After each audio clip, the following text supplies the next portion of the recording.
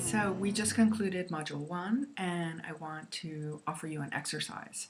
In the resources listing, you will see a little image I made with my own little crafty hands about the dimensions of higher mind, our middle mind, higher mind, or the superego as Freud calls it, the middle mind, which is our everyday ego mind, and then the deeper mind, or the subconscious strata of consciousness. And I gave lots of examples in that little map that I did for you.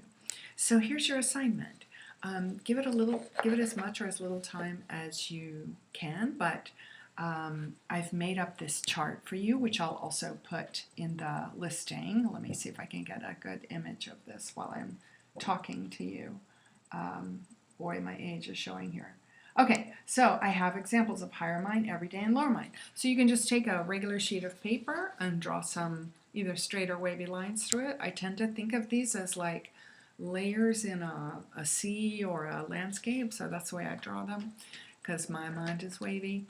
And what I want you to do is just map as many things as you can about your own mind in there, and try to lay in the things that you often don't think about or maybe don't name, like that are harder to list. Either longings or intensities that maybe are scary,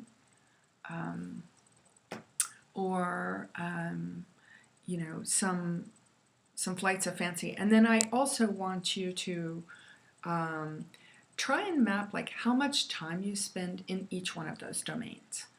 Because oftentimes what happens is we're so fully occupied with our everyday mind that we actually have never taken the time to explore the deeper roots of our actions, and we never invite in those higher realms in a way that can work for us. So we'll be looking at some of those potentialities, but this is your chance to like do a little mind mapping for yourself.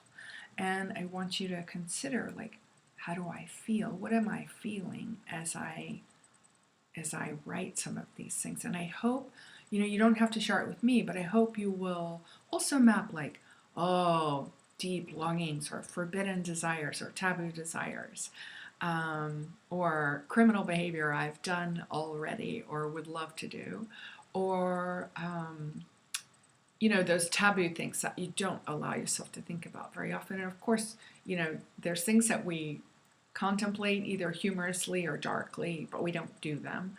And then there's things that we have done that we're like, oh, well, I wouldn't like advertise that, but I did it. So these are all aspects of our deeper consciousness that are at work, which will help us move into our second module, which is really about what is the unpositive mind and why do we call it that? All right, thanks so much. Enjoy the exercise and we'll touch base about it.